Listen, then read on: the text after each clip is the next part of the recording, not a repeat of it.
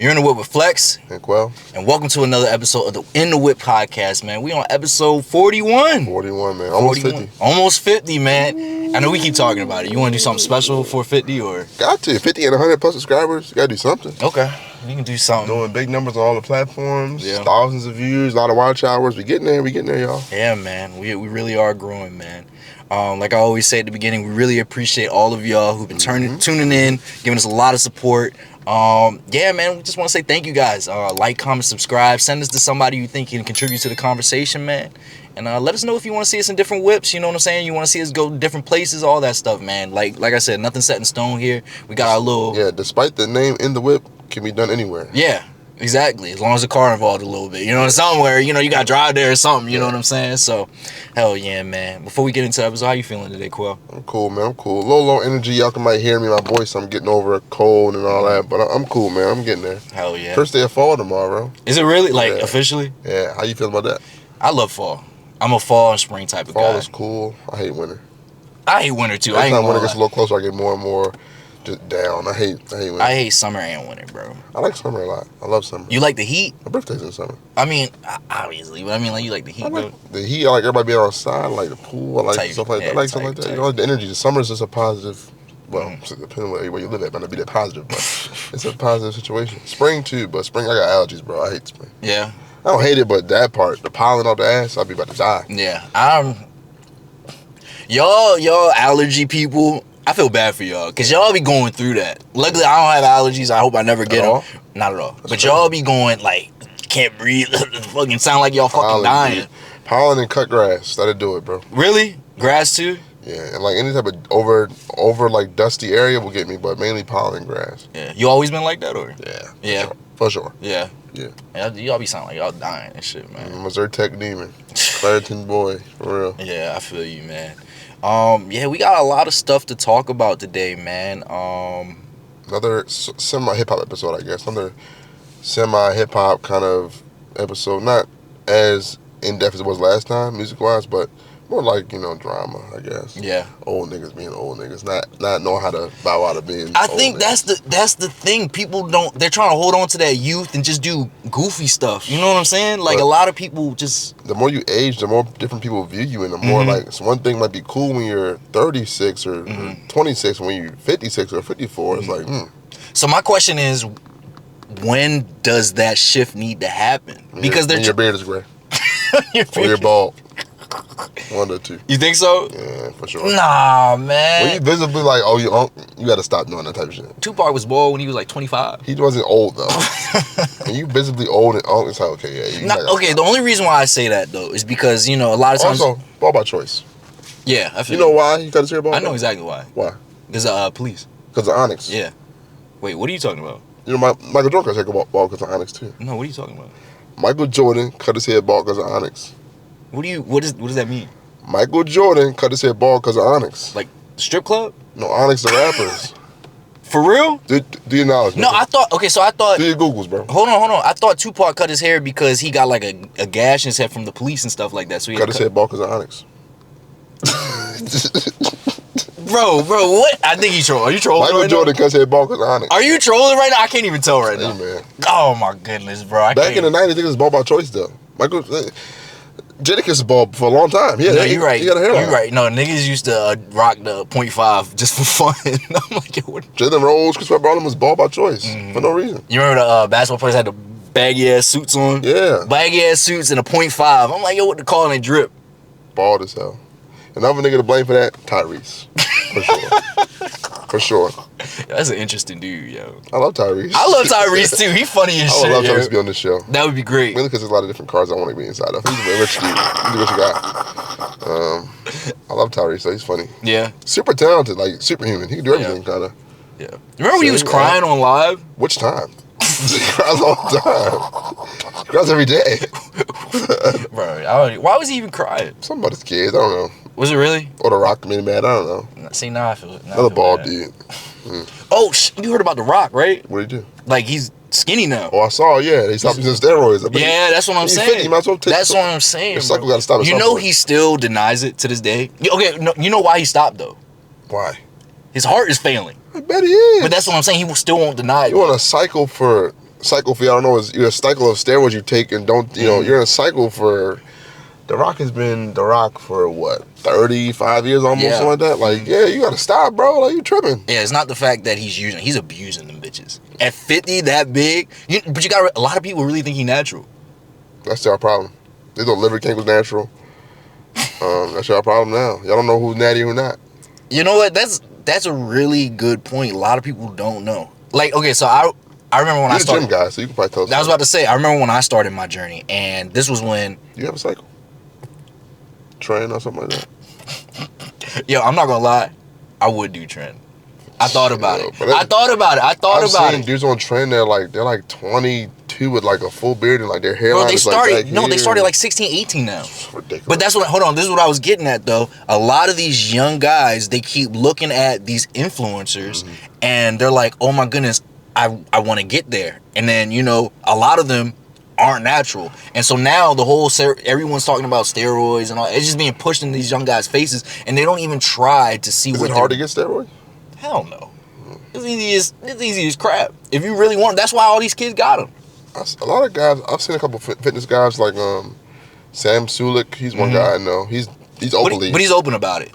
See, a light skinned guy named Larry, whatever. Larry Wheels. He's open about it. Very C-Bum, you have to open about that stuff. To be a professional, you have to be. I'm not gonna lie. But to my point is that a lot of these guys are.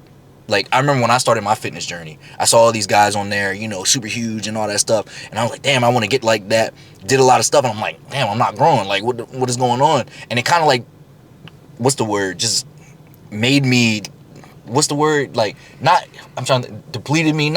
Basically made me not, like, I felt bad. I'm like, damn, I'll never get it. Then to come and find out that they're on steroids, I'm like, what? Yeah. So I'm not going to lie, I contemplated it for a little bit. You know what I'm saying? But then I was like, I don't think the benefits are worth the risk, in my opinion. Especially with something like that. It destroys your body. Yeah, those things like trend, what is it, Anavar, all that stuff, those things, THC. Yeah, I think the problem is TRT. Like, it's the aesthetic of it that makes people like do these things, because you can have a nice, strong, firm, like sculpted body. Like, you might not have the washboard abs. You might not have like just this. You might not be lean and 260 or something like that. But not supposed to be anyway. Yeah, no, you're not. That's but the thing. You can easily make yourself, not easily, but you can build yourself up to like a nice, lean.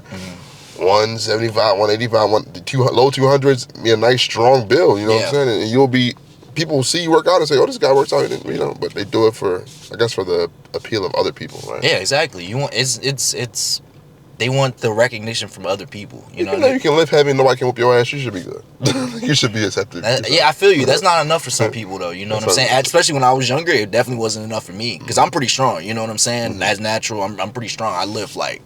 Almost, I don't even want to say, just get someone to see that stuff. But anyway, they pull your card. That's what I'm saying. You know how niggas be and shit like that. But yeah, I'm pretty strong and stuff like that. But it was never enough, because I always was comparing myself to other people, and that's what a lot of young people do, especially seeing on social media. All these girls flocking to them, they're getting all these sponsors and all this stuff to find out that I feel like a lot of women don't even like the super buff dudes, though. I mean, there's a niche for it. Oh, yeah. There's a niche for it. They like flubby people. They like niggas built like French bulldogs and shit. I be seeing that a lot. No, I think it's more like what you said, like, the lean, like, still got muscle. You're not strong, like, dude. You know what I'm saying? Like, athletic build. You know what I'm saying? Like, it doesn't. Strong father build. It doesn't, exactly. What they want, daddy, yo. They want daddy. You know what I'm saying? But what I'm saying is they want something that's not like, don't seem like you're spending all your time in the gym. Guys like Sam Sulik, they look like, I mean, that is their whole life. He can't even breathe if you watch this video. Aiden, put up a clip of him talking if you can. Talking a little bit of a combination in between, but not exactly a supersetted workout either, because that's going to draw the question, okay, if I do, because I didn't give myself enough, of a breath to actually catch, and baseline's here, peak set is probably up here, and then between sets is probably somewhere in the middle. He can't even breathe. He's like going through all his stuff. Like, he's about to die or something. Yeah. Like, it's hard going through it. Like. Yeah. So, like, last thing on this is my biggest thing is Batman's natty. He did more of the transparency. I want them to be more transparent. So, like Larry Wheels, Sam Sulik, all the guys that we've named, most of them are all transparent. But then you got the other people online who claim natty, but they're clearly not natty. Not even just them. Like, also when you see like those actors when they're getting a role and it's like, oh, look at his transformation. He gained 40 pounds of muscle for this role. In a year, I'm like, okay, that's not natural. If that doesn't sound absurd to you and you think that's natural, then like, you got another problem. He worked hard, but that's still not natural. Like, yeah. If you think that's not, you got another problem. I got some fucking ducks to sell you. I got a beach house sell you in Idaho. Yeah, exactly. You know what I'm saying, man. But hey, let's get started with this episode. Oh, did you want to talk about the singer David? You want to talk about him now? VD. You want to talk about David now? Yeah, crazy shift in emotion. Yeah, go ahead, talk about him, man. What's up? So what's the song he has, bro? I don't care how long it takes, as long as I'm with you. So my singing's bad, y'all. I'm sorry. So he got this song, a TikTok song. He blew up. David with a 4. Probably killed like his girlfriend, who's like a minor. Yeah. So what I heard is that he met this girl online. Yeah, she's like 12 at the time. Girlfriend. Yeah, met her online when she was 12. He was like 20, I think. Yeah. She ran away from his parents to come with him. Went back to her parents, then went back to him. And then, things went on. Right. And then, while he was on tour, they found her body in his trunk, dismembered. Dismembered. And this is not hearsay, by the way, y'all. If you look into this shit, there's an absurd amount of evidence that goes against. I'm not trying to laugh, but like it's funny because there's enough evidence from when they first met until now, or her passing away, that he's basically condemned that he did this crime. Like there's messages, Discord messages, Instagram messages, phone calls. There's live streams of her talking about this stuff. The song is about her, I think, at this point. We can say. Yeah. Like waiting for her to turn as an adult or whatever. Yeah. Even though he didn't wait. Whatever. It's like crazy. Like it's a whirlwind because I've heard the song a bunch of times. I never heard the artist. My first time hearing the artist's name is him tied to a murder. So that's insane. So supposedly, I don't know how true this is, but people on TikTok and Instagram, they've been going back. They better than FBI. That's what they've been going back to a lot of his songs, and his songs were kind of like apologizing for what he did in a lot of the songs. Yeah. Basically, almost like not admittance, because I don't want to say that, because I don't know the whole thing. He could have not have did it. I don't know, bro. There's an absurd amount of evidence on him. Yeah. I'm gonna play that. Aiden, put that 50 clip up there. I know your dad for a long time. He did that shit. He guilty as fuck. Yeah. What is it? I know your dad for a long time. He did that shit. He did that shit. Hey, man. I just don't. It's just sad to see sad. For her, but he's a brother, man. Yeah. I feel bad for her parents. Oh, yeah. Because I know they told her a million times. No, but here's the thing. That I found. When questioned about it, all they kept saying is, we just know she was with some guy named David. Your 12 to 16-year-old daughter is gone for days at a time or months at a time. And you just know she's with a guy named David. She doesn't know. Boyfriend, I don't know. She doesn't know who he is, what he looks like, where he's at, what school he went to, anything about it, and you just let the daughter go. How has Discord not been subpoenaed by the federal government yet? How has the CEO of Discord not been in front of Congress talking about there's so much stuff that goes on Discord that I've even experienced personally. Not that I've done anything, but I've been in Discords where we've talked about games or whatever we're talking about. Just let's hop on this game, and there are people in there grooming minors. It's like, bro, what? It's something about the anonymity. It's like people just act weird when they know that no one can figure out who they are. Yeah, and I feel like that anonymous nature that doesn't just apply on Discord. It's all social media. People love to act out when they feel like no one knows who they are. How many fake accounts? Ever since I talked about Charlie Kirk and talked about anything online, like I said, I'm chronically online, y'all. Y'all will see me in comment sections of a lot of stuff. I just be chatting, man. It's whatever. How many fake accounts message me, threaten me, all type of stuff, all the time? I feel like you be trolling though. I do troll. You're a professional troll. I'm a troll as me. That's what I'm saying. You're a professional troll. That's you. My problem with Instagram is that you can make a fake account and then talk to somebody within instantly. You should have a wait time or something to talk to people. What the hell? You made an account 2 seconds ago. Talking to me. I know who you are. I know you're not who that person is. Yeah, exactly. You have 0 followers, 0 following? Okay. Exactly. All right, buddy. Exactly. Exactly. You know what I mean? And I'm not going to lie, bro, since we talked about Charlie Kirk last episode, our comments on that video you know how them people get down, man. Yeah. I didn't even say that bad. That's the crazy part. We really didn't say anything bad. He said he did want empathy. He said empathy's bad. I said, okay, I ain't going to show him none. What y'all me do? I think that's the crazy part. We didn't even say anything bad. Yeah, not like we were going to. I'm just saying we didn't say anything bad. We're kind of get it hasn't been horrible, no death threats or anything. But the tone in the comment section of our last video, you know how to the people. They've been stern with your ass. Hey man, but I already know how it is, so that's why I wasn't even upset. I laughed. You see, all of the NFL teams except for 5 gave him like a moment of silence. What's the 5 that didn't? Ravens are 1. Shout out to Ravens. The Eagles, I think. The Lions. The blackest. I'm not the blackest cities. Yes, the 2 more I can't remember the other 2. But the blackest cities, the blackest teams are like, nah, we good. That's crazy.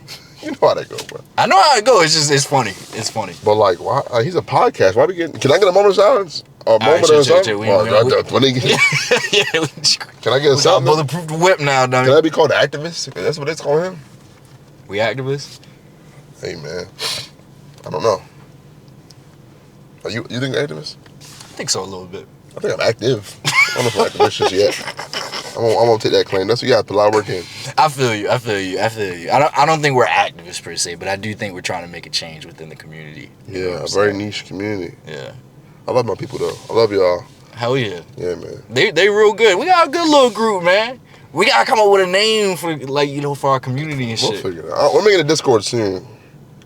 There'll be no grouping of minors in there though. I'm gonna make sure. Please, nah. Please don't do that, man. I'm gonna have to do something. 18 plus only or something like that. Maybe. Yeah, I mean that could be cool. Yeah. Other than that, man, I don't know.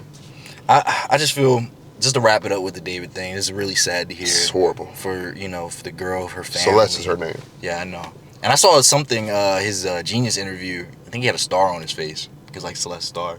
He has the same tattoo of her she has on her finger, apparently. That's what it is? He has some tattoo on He was obsessed with her, dog. That's what creepy dudes usually are. He has a tattoo on his finger, exact same as hers, like inside her finger. Liquid made a great point. You got all this money and all this stuff. Why you could get bad bitches. Like, not, like you could go get some grown bad bitches. You got money already? Yeah. Oh, yeah. One TikTok song? Hell yeah. He had a solid following, bro. They found her body in a Tesla, in an impound lot. He pays damn car note or something. It was probably getting to him, bro. I don't know. I think he's like insane. He is insane. I think he Have you looked at him? Yes. But the fact that he can go on tour knowing he did that. Don't look in his eyes, bro. The fact that he can go on tour and knowing that's going on is crazy to me. Yeah. And do all these things, interviews and stuff, and knowing he did that is insane. You don't know he did it. He did that shit. He guilty as fuck. I think he did, bro. I think there's too much evidence. I'm sure about this one, man. Yeah. I feel you, man. I'm not sure about a lot of things in life, but he did that shit. Hey, man. Shout out to her family, man. Let's get on with the episode. Get this thing started. From Dame Dash's return to the Breakfast Club to Adrien Broner getting thrown off set. This episode is all about ego, immaturity, and the spectacle of grown men refusing to grow up. Coming up next, Dame Dash reignites old flames on the Breakfast Club. Dame digs up stories about Big L and Cameron that should have stayed buried. I don't even think that story's real. You don't think so? The only person the only person that can really refute that story that would take the energy to it is Big L. He's not alive anymore. You know what I'm saying? Yeah, no, that's a good point. That's a good point, man. Adrien Broner. He might have had a boner. I'm not sure. When he was acting. Adrien Broner embarrasses himself on It Is What It Is. And lastly, a Pop the Balloon throwback rant that still stings with cringe. Yeah, man. One of my favorite episodes. One of the first big viral ones. Yeah. From the guy named Brian. He's about 40-ish years old on Pop the Balloon. Yeah. One of the first, this is what this is about type of episodes where it's like Arlette kind of knew her formula. Get these clowns on here. Or get these psychotic women on here and then they just go up like that. Hell yeah. So wrap it up with that. I don't want to get too much in it. Pop the Balloon kind of really boils my blood. I'm not going to lie. I hate it, but I love it. Right? I feel you. I hate it, but I love it, bro. There's all the...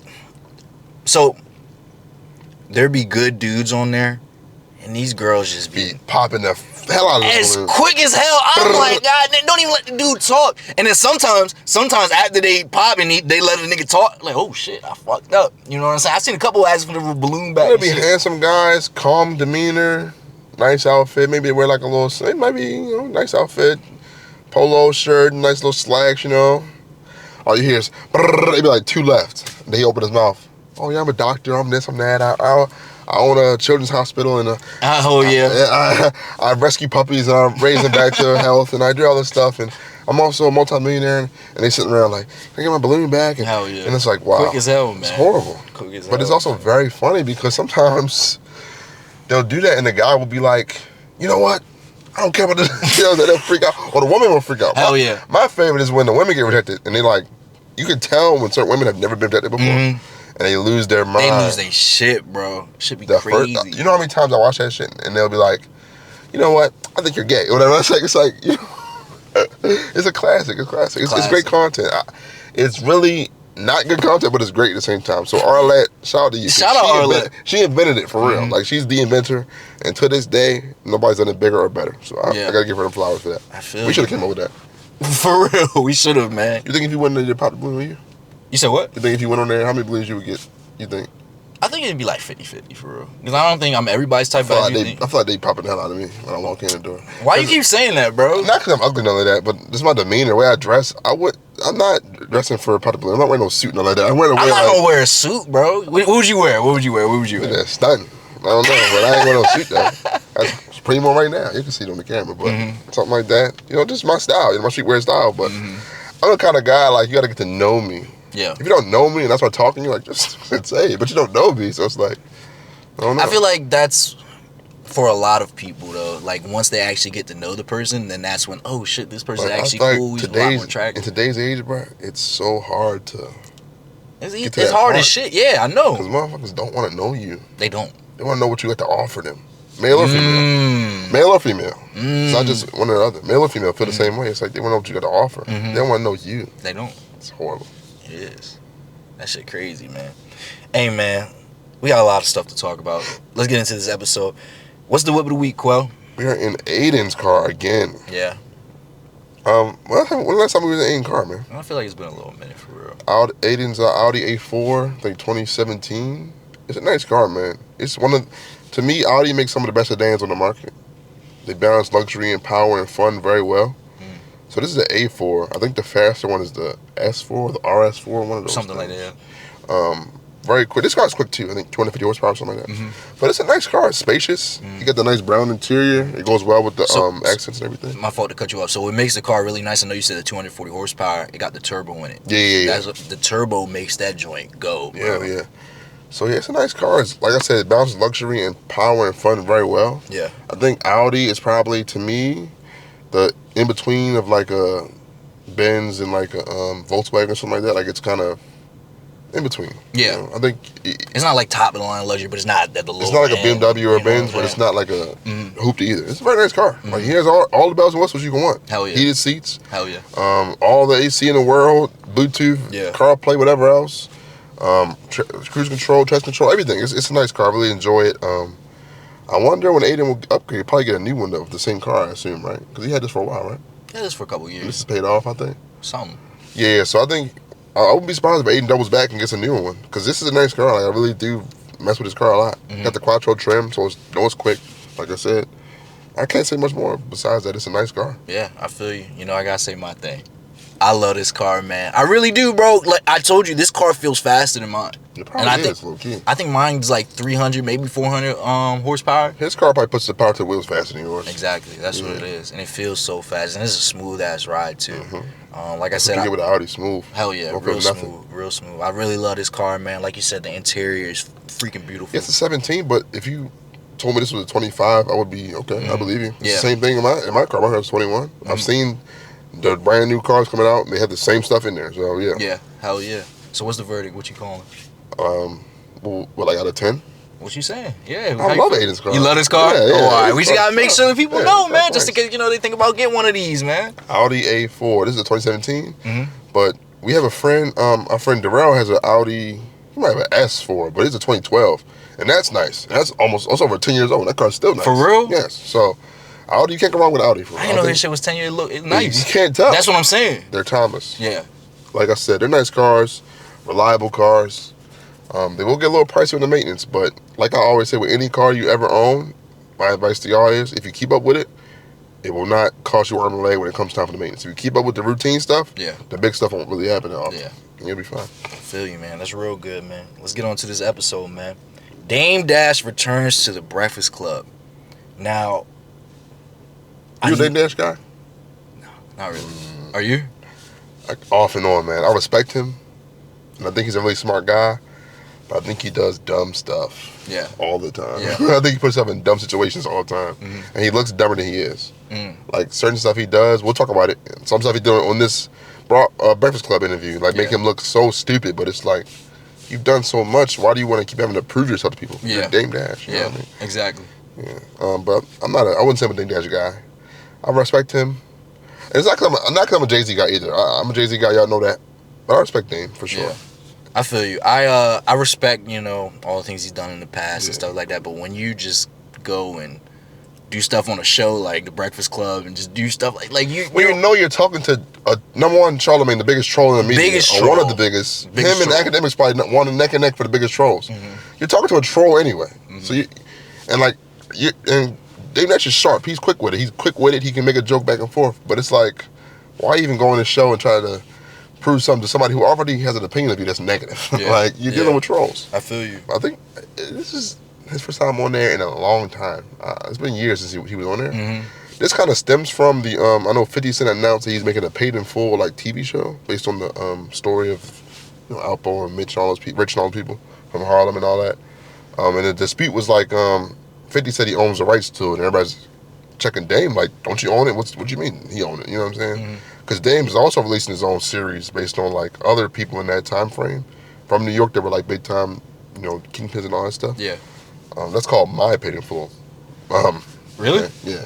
I didn't even know that. Yeah. So, quick little tangent on the Paid in Full thing. So, ever see Paid in Full? Yeah. So it's based on Rich Porter, Alpo Martinez, and AZ Faison. They're famous because they were all like under 20 years old at the time of them doing that stuff. They were all like 15 to 17 years old, making all that money, doing all that stuff, making those moves and stuff. So it was resonating with the people a lot because they represented like a younger demographic, and people knew them. Like, people that are famous today are people like Jay-Z, Cameron, all these guys knew them. Like, they met Diddy, knew them personally. You know what I'm saying? So it went, Dame Dash himself too knew them. So it went a long way because they were so young. It was like, I think when they started and they were making millions of dollars, like, Rich was legit like 15 years old, legitimately. Like, so yeah, people were like kind of drawn to them because of that.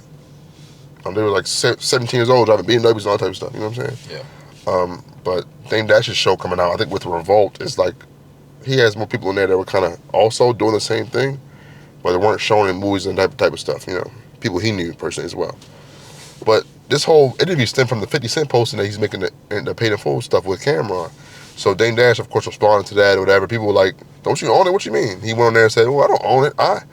I own, there's nothing to own. I'm just doing my own thing and all that stuff. And he also lied a few other times, said he's the CEO of Revolt and shit like that. Who said that? Dame Dash said that. Oh, yeah, I do remember him saying it was so bad, the CEO of Revolt himself had to send an email to the company like, I know y'all heard what y'all heard, but I'm still in charge. You know what I'm saying? So. What is up with him, His ego, man. Yeah. He can't let stuff go. Yeah. And I think a lot of guys are stuck in that loop, but he's the worst of them, I think. His ego is so strong. Especially people call him broke and the type of stuff and all that. And I don't think he's broke. I think he's broke by his standards, maybe. Yeah. But by me and your standards, he's not broke at all. He's good. So, I think from where he was to where he's at now, he probably is broke. But to regular people on the street, he ain't broke. Yeah.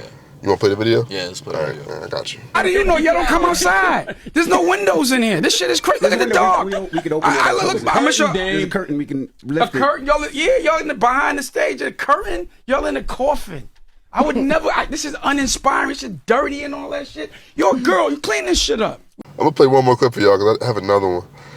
But a lot of the show, it started off like answering and asking normal questions. Yeah. And then it quickly became Charlamagne being called gay by Dave Dash repeatedly. The funniest line, I hope I can find it, is him saying, "You're a messy guy. Isn't Wendy Williams your OG?" So why was he going off like that? Well, number one, he dislikes Charlamagne a lot. Yeah. And Charlamagne's the type of guy, he'll ask questions. He's one of them niggas, he asks questions to joke with you. Yeah, get on your skin. How you feel about Charlamagne? I don't like Charlamagne. For real? I don't. Why? I respect him, but he got a little, what's the word I used last week? Trash panda behavior to him. You think so? Yeah. Damn. He goes out of his way to troll certain people he shouldn't, to me, in my opinion. That's all. I respect him, though. He made a way. He is a messy guy though. Like just be honest. I don't mind Charlamagne. I think he's pretty funny. I know a lot of his stuff be trolls, so I don't take it real serious. But like you said, some people take that shit. A lot of people take that shit serious. You shouldn't at all. Yeah, you know what I'm saying. Yeah, I think it was comedy when he had fucking 6ix9ine on that bitch. That shit was hilarious. He said if you beat the case, he'll. Did he ever do that? I don't know. He might have to, you know. If you ever get him on here, we'll ask him. Need a follow up. Whenever we get Charlamagne on, whenever we get the big enough to meet Charlamagne, we'll ask him. Did he ever do that to 6ix9ine? If you know, you know. Aiden, put the clip in here. If he beats the case, ow. That's what Charlamagne said. I'll put another clip for y'all. I don't think you're a proper representation of the masculine black man.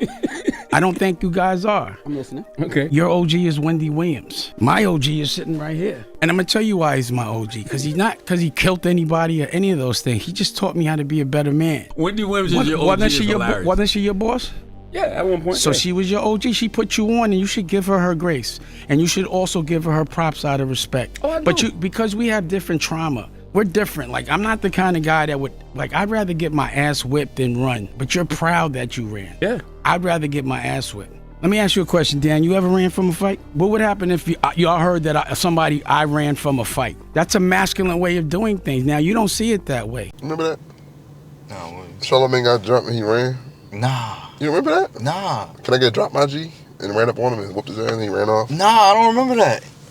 Okay. Look it up on your own time. All right, I'm going to check it out. You can't put it in the video because it's bad? No, it's not that bad. It's just very funny. Oh, right, I don't know if you got time now. Type. And it ain't no disrespect, but I kind of think you're gay. You just act a little gay. You got a problem with gay people? Not at all. I've got a problem with people that pretend they're not gay. It was a lot more of that for like an hour and a half. For real? Yes. And the funniest part about Dame to me is that he's the biggest hypocrite I can think of, one of the biggest. Because he'll say stuff like, a man shouldn't speak on a man that's not in the room and all that. And he'll just do it. Then he does it. You know, that's how they all do, though, yeah. They do all the same stuff they criticize people for. He'll they do say stuff like, shit. I don't want to be around a bunch of men all day. And then he walked in with a group of men to the show. One thing I will give Dame is he's low-key the inventor of pause. He might be the inventor of pause. No, he's not. He's one of the pioneers of it. Why you say that, yeah? He was the first to ever saying pause. Like, he was saying it a long time ago. For real? Yes, he might have invented pause. For real? Yes. Because I've heard it, like, a long time ago, but I didn't know it was him. It was him. It might have been him that invented it. Damn. That's crazy. Yeah, so you own that. I'm not getting it. Because he be saying that a lot. He got it, bro. Also discovered Kanye West, you know, small stuff like that. Did he really? Yeah. Damn, bro, I gotta catch up on my history, man. But for me, I like how Charlamagne kept his composure. He always does. He always trying to keep, it's a joke, I love this. This is hilarious. Like, it was definitely getting under his skin a little bit, but you could see that it was getting under his skin, but he kept it, this guy's hilarious. Like, you know what I'm saying? He really tried to not show that it was. He always keeps composure. He always, that's one thing I give him respect for. He's been told the most heinous things into his face, but he keeps his composure. Facts. Like the Birdman thing and all that. Mm-hmm. Like, if Birdman was threatening me, I'd probably be scared. Not because I worry about him killing me, but I'm worried about what he might do to me that's not killing me. Birdman, he might send a booty was after you. You gotta be careful with that stuff. Yo, Birdman on there was hilarious, bro. So what do you think about Dame Dash at this point in time? He's 54 years old, by the way. For reference, he's 54 years old, y'all. What do you think? Do you think he handled this correctly? No, not at all. You think he should have been up here at all? No, not at all. I mean, look, yo, you gotta realize a lot of these guys go in there, you know, it's entertainment, bro. It's entertainment. Yeah. But it comes to a point where it's like, where is it not entertainment anymore? Where is this your actual character and how you portray yourself in front of people? That's the problem, I think. And this is why I think people always look at the Jay-Z and him breakup as like a Jay-Z snaked him out and all that stuff, but this was known as Dame's personality for years. Like, he didn't take it seriously. And when he did, he took his stuff the wrong way and he took stuff personally. Like, he was in there partying, doing that, whatever else, handling business, but not handling business the right way. And then when he gets caught out for it, he can't take the heat. He can't take the criticism. He can't take the, stuff like that. So, because people always think like Jay-Z just sneaked him, but it's like, we have other stories of like, I know Memphis Bleak was on Shannon Sharp platform recently. And he talked about Jay-Z glowingly. Jay-Z saved his life, gave him a bunch of money. He put him on. He taught him how to rap. Then he knew he had potential, but he taught him how to really rap. And he gave him a job, like, you know, with voice rapping, like, as a driver, I think, or something like that. Like, so, you hear all these stories of one person doing somebody dirty, but then you you have to at some point. This goes for life anyway. If somebody tells you all the time that everybody does them dirty or they were snake by this person, eventually you got to look at that person and say, you know, how much that's really true. How much of it is more so you weren't doing what you're supposed to do at the time. You know what I'm saying? Yeah. That's how I look at it, at least. So how do you feel that he handled the situation? Do you think he handled it? Do you think he did? Very funny, but poorly. So our question to the audience is, when should a man bow out gracefully? It's like you say, he's getting up there in age and he's going on this podcast. I don't even know if it's an age thing. Like you've done more than enough to earn that respect. But you spent a lot of time over the last, like I would say, decade, burning the bridges and ruining that respect you already earned. And it's like, why? And I feel like stuff like that really starts to eat at somebody's legacy. You know what I'm saying? Sure. Like now you did all these great things and all this stuff, and then now you're at this point where you're doing a lot more talking than actually influencing stuff, and then it's kind of like diminishing the great things that you've done in the past. And it's like I said, you've done enough till your name is recognized. People know who Dame Dash is. They will always know who Dame Dash is. Yeah. So when you're making these deals and doing this stuff business-wise and all that, just handle it. Let it be known in headlines. Let people say what they're going to say, and let it be that. Mm-hmm. Like his response to the 50 Cent thing should have been like, yeah, 50's doing that, but I'm doing my thing with it too. Because these stories are not just his or mine. They're everybody's stories. Everybody's stories. We're going to do like that. And that should have been that. But when somebody trolls you and says, oh, how 50 Cent get your IP? Don't you own that? You don't own that? He doing your thing for you. Mm-hmm. And you can't sit back and say, you trying to get a rise out of me, ain't you? I'm going to ignore that. I'm going to just focus on what I'm doing, what I'm working on. And that's how it should be. But you would think that at 54 years old, you would know how to do that. You would think. But he doesn't, clearly. Yeah. So it's unfortunate. So our final thought is, respect outlasts riches, but only if you're protected. Mm-hmm. Like I said, man, he's really trying to, it's sad, man. It's kind of like he's diminishing his legacy, man. He's did so many great things, and it's like, now he's doing a lot of talking, and it's just, these aren't really good looks, you know, coming on that podcast and just coming at somebody's masculinity. It doesn't even matter if it's Charlemagne, the biggest troll, but just like, you know what I'm saying? Charlemagne might be gay, though. So that is, hey, man, I heard them rumors, man. Hey, what he want to do in his eyebrows are like arched. Like he gets them done. What's wrong with that? Nothing, I'm just saying. I'm just saying, man. No, I don't care if he's gay or not. DJ Envy probably is. Who? DJ Envy probably is. You think so? Yeah. You think Envy is? He's getting pegged. Oh yeah, I heard about that shit. Yeah, then we be messy. We be messy down, y'all. My bad. That was true though. That's a fact. Hopefully, when we get on the Breast Club, they never see this. Hey, bro, but if he do it with a girl, that's not gay. Yeah, I can see that's just some weird shit, but. Yeah, I can see that. That's true. I give you that. I'm just saying, bro. Hopefully, if we ever get on the Breakfast Club, they won't see this. Or if they do, we can talk about it. But we might. I feel like Jess Hilarious is on there, so that's, you know, she in Baltimore, so we can, that's what I'm saying. We got to do live. I think if we do end up on there or they end up in the whip, man, I don't think they would be mad about what we saying, bro. You think they will laugh? Cause I might be saying it again when I'm in person with them too, so it's fine. I feel like there would be a little animosity. I think they'd be alright. It'd be funny. I think it'd be great.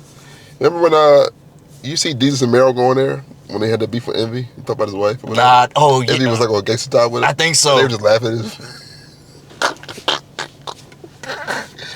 DJ Envy was gangster with them and laughed in his face. Mm-hmm. You know, he got in trouble with a scam for housing scam, the real estate scam. His man's was scamming people for their money. Damn.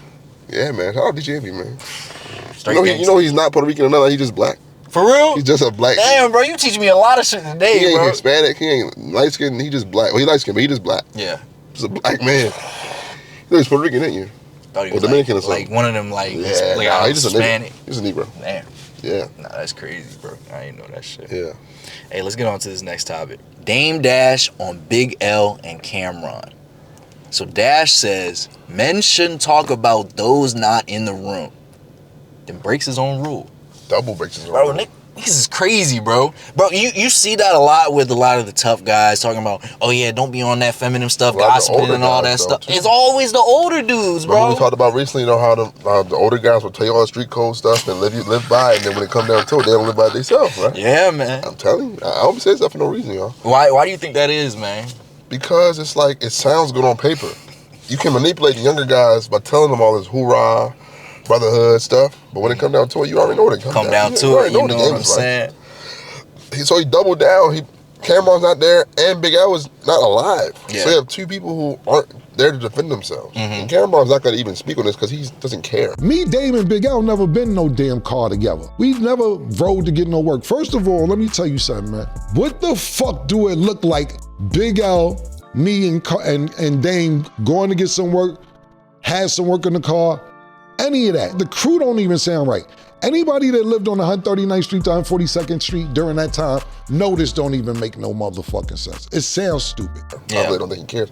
Even if he did care, even if this story is true, Cameron is early 40s, right? Something like that, yeah. And Damien Ash is 54. So this story, you're putting a teenager at the time in the risk of a federal crime because of, that's just bad OG work. Yeah, let's play the video, man. This is it. It's insane to think about Cameron, when you really... Before he's a rapper, Cameron, he did the street shit, but he was a ball player. He's a hooper. Yeah. That's what he was known for. Yeah. So you putting his life on the line. He could have been an NBA player. But that's just not what an OG is supposed to do. Not at all. Let's play the video, bro. But he never hustled one day that I know of on a Harlem block. And because you said that and did this thing with my son, I don't want to answer it. That's why I told the story about why I never hustled with Cam. Dame Dash also claimed on the Breakfast Club thing that Cameron reached out to Dame's son for something, offered him money for something, I don't know. But like, he asked them on the show if that's right, that he talked to my son, and they all said the same thing, like, we don't know the relationship. We don't know if your son sees him as an uncle or something like that. We don't know. So that's why he's saying this thing with my son. The reason I never sold a drug with Cam, you know why? Because when he was young, I was on my way to the hill, me, him, and Big L. And I made a left on Amsterdam into a checkpoint, and I didn't have a license. But at that time, they didn't really always lock you up, but they sometimes did. So I was like, yo, I think I can get out of this, but I'm just letting y'all know I got 3 bricks in the car, but I'll wear it. I'm just letting y'all know I got a federal crime in the car. A big boy crime, too. That's the term. Cam started crying, man. And he told us right then and there that he would put himself in PC. Fuck that, I'm putting myself in PC. Me and Big L like, what? So we went to the side and was like, you know, afterwards we were laughing, but we were like, I was like, I will never hustle with him. He's a ball player and he does music. So I never really, he's a civilian. But you can't be saying you the best that ever did it in Harlem. And you never sold drugs, and if you had to go to Ohio after you was a rapper, that's not the best that ever did it. How dare you say some shit like that? And another thing is, like, they made up no homo, but this nigga saying pause, has pause on his forehead. You didn't make up pause. So you lost your rights. You're not, to me, you're Fredo, you're Cameo. No more. Pause, don't act like you. I told you. I said earlier, he invented pause, bro. I don't be lying to y'all, man. I feel you, but you a grown man. Worrying about this shit. Worrying about pause. You damn near 60 worrying about 60, pause. Talking about you never sold drugs, them did this and X, Y, and Z. Like, why do you care? You so far removed from that lifestyle. That's what I'm saying. Why you still bragging about that? I'm sure Dame Dash has signed checks that were 9 figures. Why are you still talking about this type of stuff? Our community's cooked, bro. It is. Every time you say pause, you're celebrating the Godfather, me. We made that up. Stop saying it unless you think I'm the best that ever did it. Don't act like you did it. That was, come like, niggas saying, and the reason why is they can't say no homo, because they'll get canceled. So now you're going to try to now take that? So how could you say you the best that ever did it? Don't ever say that. Nurse, he's escaping again. Nurse, get his medication, bro. Like, what is he talking about right now? What is he, the no homo gatekeeper? Rambling. Like, I told you he invented it, though. I wasn't lying. Bro, nigga, you 50, you 60, dummy. Like, what is you doing? Let's break this down, right? You are an OG to somebody. Because, like I said, Dame Dash is about 10 years older than Cameron. Yeah. Big L is about the same age, will be about the same age as Dame is right now. Big L's obviously not here anymore. He can't speak for this because he passed away a long time ago. Cameron, so you telling me a few things about you. You're immature because you're glorifying drug dealing still at your late age.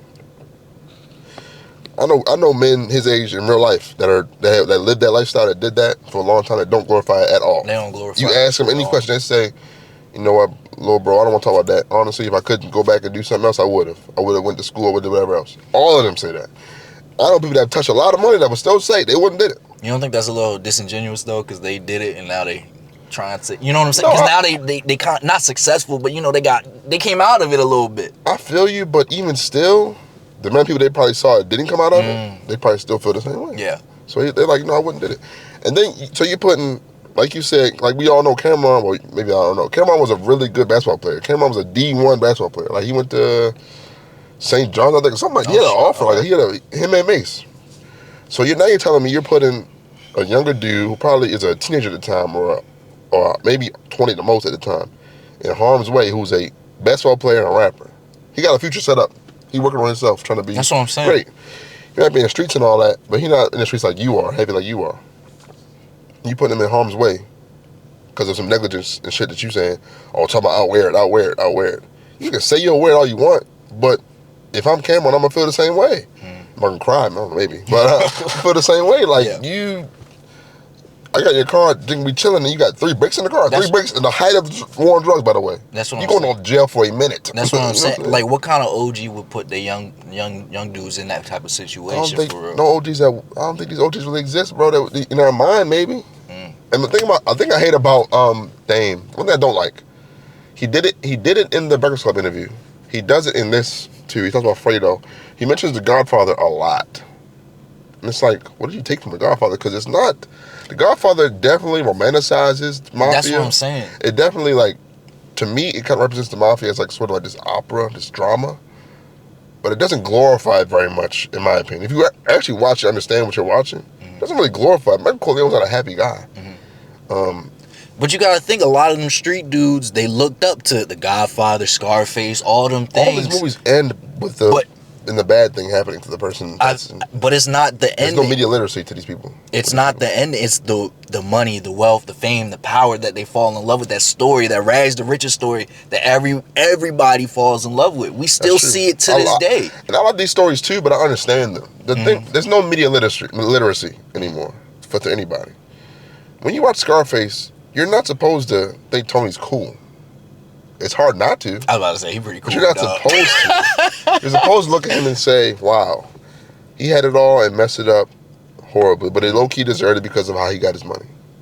The Godfather, you look at Michael Corleone, you're not supposed to look at him. He's a tragic figure.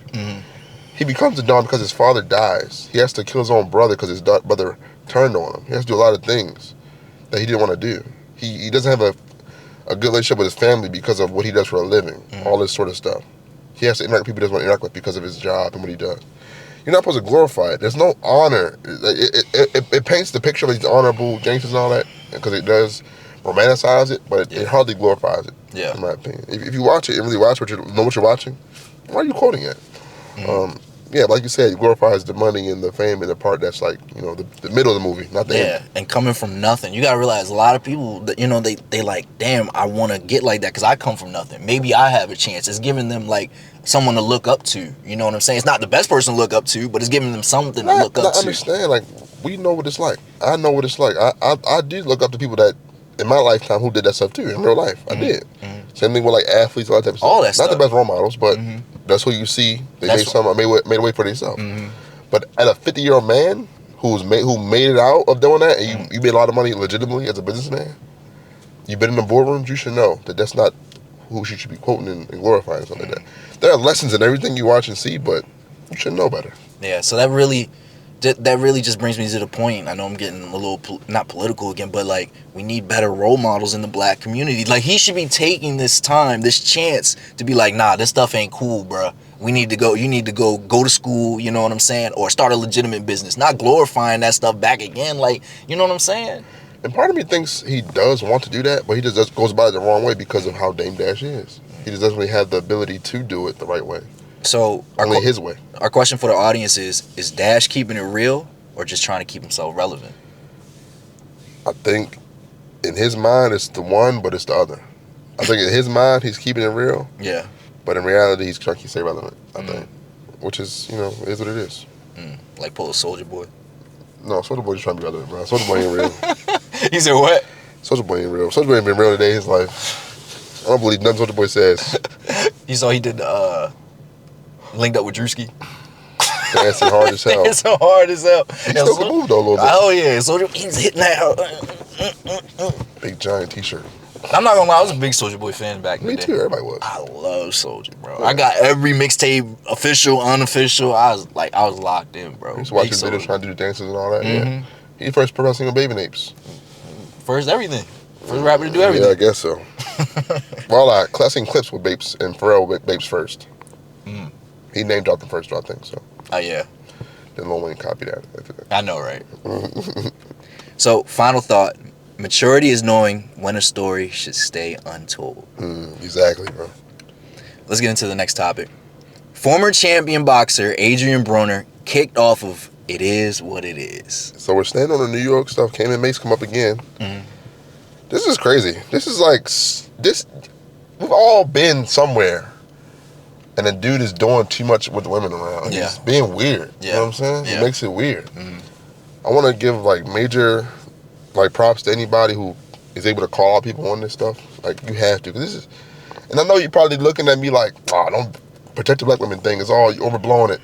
I'm not. Like she was genuinely uncomfortable. When you're watching the video, and like when you see this stuff, you gotta say something about it, bro. And Adrien Broner, I love boxing. I love Adrien Broner as a competitor. He had a great career. At one point, he was 27-0. He was truly at one point the heir to Floyd Mayweather. But he has had a rough few years. Yeah, a lot of stuff in the news. Was he drunk on the podcast? Was he intoxicated? I think so. I would think so. Yeah. The way he was talking and slurring his words, I think so. Okay. And Cameron would ask him questions, and he just wouldn't respond. He would go back to the woman, Treasure Wilson, who is beautiful, by the way. Beautiful. But like, there's a time and place for that. So I'll play the video for y'all. It's cringy. It's really cringy. You look so good in person. Thank you. For I real. appreciate that. Hey, what you wasted that? I love you. What a guy. I'm sorry. My bad, y'all. My bad. Arabia, is that a real background? Hey, Stat, could you stop Yes. Can you stop smiling? You. Arabia is. nah, yo, bro, or some G, yo, bro, or some G shit. We got to. My boyfriend here, yo. All right. Oh, shit. I told you that. My bad. Nah, like it's all like. Okay, we can move on to football. So the cut there, Cameron asked him something like, "What's your relationship with Floyd?" And he doesn't respond. He just stares at him and then goes back to talking about Stat Baby. So I think he was drunk or something, high or something. Yeah. What's that? Oh my God. Yo, Stat, let's do the football. I guess that answered the question about Floyd. When I see you taking off some time, I'm mesmerized by Stat. Yeah, bro. I did not know you looked that good in person. My bad, bro. You're amazing. All right, hey, we gonna have to ask you to go, man. I mean, I have to ask you to go, man. I'm gonna pay you for your time, for being here. I appreciate you. I told you that. I'm not, though. I'm not. Nah, I told you his boyfriends are here. You know me with my brother Oh, and shit, all that. my bad, bro. My bad. Nah.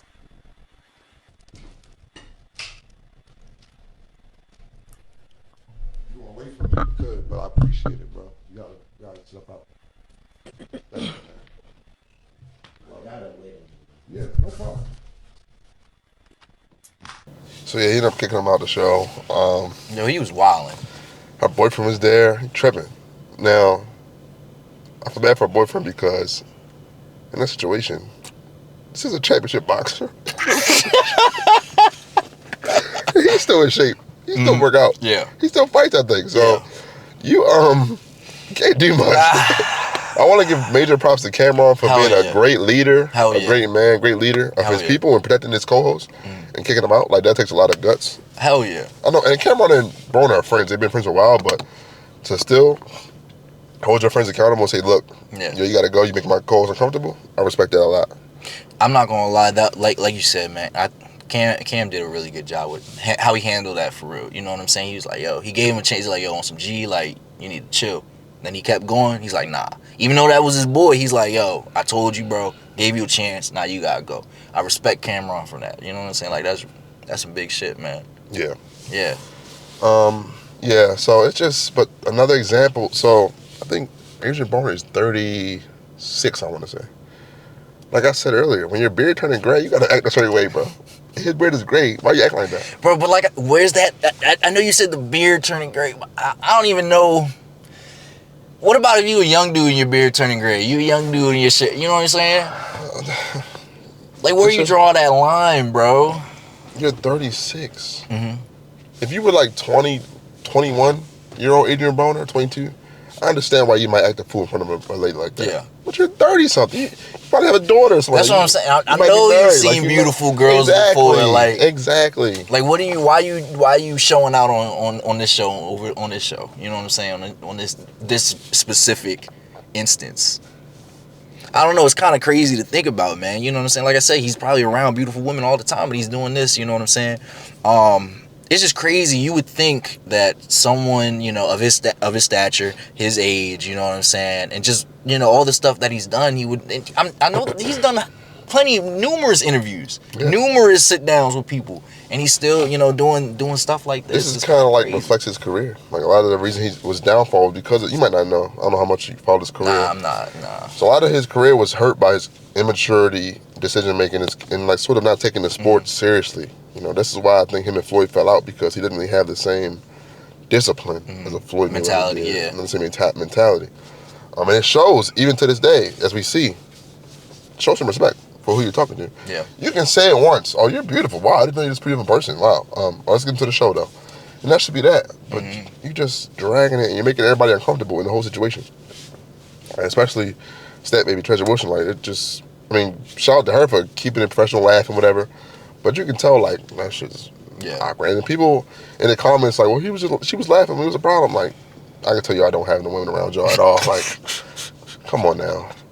She's laughing because she don't want to make it awkward. She don't want to make it, or she don't want to get him turned up or something. What's that called? Like social awareness or whatever. Yeah, you know what I'm saying? He likes it completely. Yeah, you know. I mean, granted, he probably was a little, you know, drunk, a little tipsy, whatever. But at the same time, and then, you know, guys be wondering why women be choosing the bear, yo.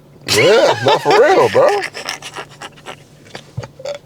Hey, bro, I still don't understand that, bro. But hey, like that's not the point. I get the idea of it, but really, it's not the point of this conversation. I mean, let's just think though for a second. Because me personally, right, if I was in the woods by myself at night, I would expect to see a bear. If I saw a person, I'd be more scared. Because it's like, what the fuck are you doing out here? What are you about to do out here to somebody? But my thing is, I feel like I can handle a person. A bear, if I don't have nothing.